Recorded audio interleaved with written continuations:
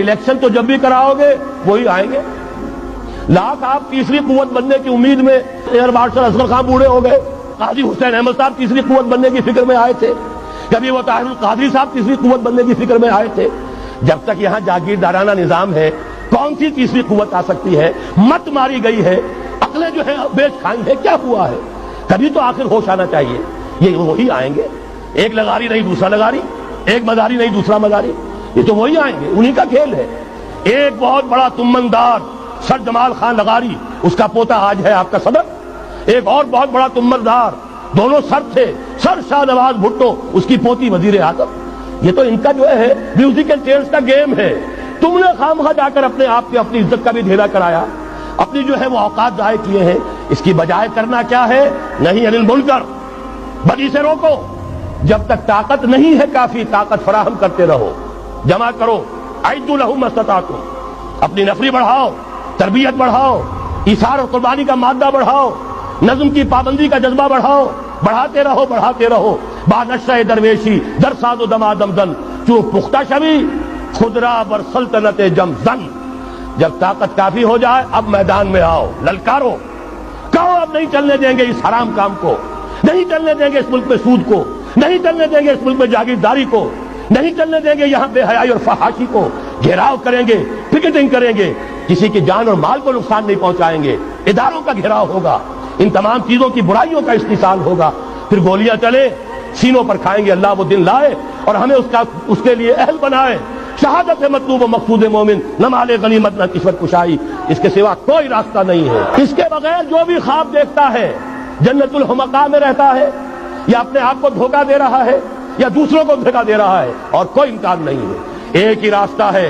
اگر محمد الرسول اللہ اور ان کے ساتھیوں کو انہی وادیوں میں سے گزرنا پڑا, اگر طائف کا پتھراؤ محمد الرسول اللہ کو اپنے جسم اطہر پر جھیلنا پڑا, دندان مبارک محمد الرسول اللہ کے شہید ہوئے, خون کا فوارہ ان کا چھوٹا, سینکڑوں صحابہ جن میں حضرت حمزہ جیسے بھی ہے, اسد اللہ و اسد رسول, جن کی لاش کا نقشہ بھی آپ نے سنا, ناک کٹی ہوئی ہے, کان کٹا ہوا ہے, پیٹ چاک کر کے کلیجہ چبایا گیا ہے.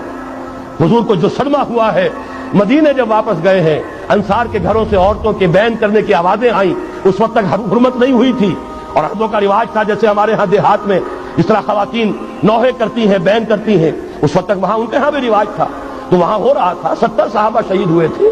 وہ کوئی ہر شہید کسی کا بیٹا تھا, کسی کا شوہر تھا, کسی کا بھائی تھا, کسی کے ساتھ کوئی اور رشتہ تھا.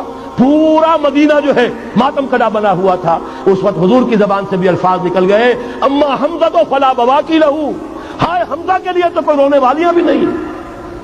تب انصار نے اپنے گھروں سے بھیجا خواتین کو حضرت صفیہ رضی اللہ تعالی عنہا کے ہاں, وہاں جاؤ اور تعزیت کرو. یہ ساری وادیاں ہیں جو طے کی ہیں. محمد الرسول اللہ والذین معہ, سفر تبوک ہوا ہے جسے جیش الاسرہ کہا گیا ہے. ایسا مرحلہ بھی آیا ہے 3 مجاہدین کو 24 گھنٹے کے راشن میں ایک کھجور ملی, ایک کھجور, 24 گھنٹے کا راشن. ان لوگوں نے یہ قربانیاں دی ہیں, اس کے بغیر نہیں ہوگا. تو ظاہر بات ہے اس کے لیے پہلے تیاری. کچے پکے لوگ اگر لے آئے, تو خاک میں مل اور آگ میں جل, جب خشت بنے تب کام چلے. ان خام دلوں کے عنصر پر بنیاد نہ رکھ, تعمیر نہ کر. یہ تو پختگا خام ہے جب تک تو ہے مٹی کا ایک انبار, تو پختہ ہو جائے تو ہے شمشیر بے زنہار. تو وہ پختہ ہو جائے, اب ٹکر مول لو, آگے بڑھو, للکارو, آنکھوں میں آنکھیں ڈالو, باطل کا مقابلہ کرو. اس کے استحصال کے لیے اپنی جانیں قربان کر دینے کو سب سے بڑی کامیابی سمجھو. یہی واحد راستہ ہے. اس کے سوا جب وہ مرحلہ آ جائے گا, اللہ کرے کہ وہ آئے, میرا اندازہ یہ ہے کہ اب معاملہ زیادہ دور کا نہیں ہے, بلکہ ہمارے لیے تو نہ دور کا ہے نہ دیر کا ہے. انشاءاللہ یہیں سے ہوگا. بس صرف یہ ہے کہ فریب خوردہ شاہی اور بھٹکا ہوا آہو جو ہے اسے پھر اپنی منزل یاد آ جائے. کبھی بھولی ہوئی منزل بھی یاد آتی ہے راہی کو, اور بھٹکے ہوئے آہو کو پھر سوئے حرم لے چل. اس کے لیے وہ رہنمائی درکار ہے. آپ میں سے ہر شخص رہنما بن کر اٹھے, اس دعوت کا مبلغ بن کر اٹھے, جیسے کہ حضور نے اپنے خطبے کے آخر میں فرمایا تھا, فَلْيُبَلِّغِ الشَّاهِدُ الْغَائِبَ. اب جو یہاں موجود ہیں وہ اپنا فرض سمجھیں کہ دوسروں کو پہنچائیں گے.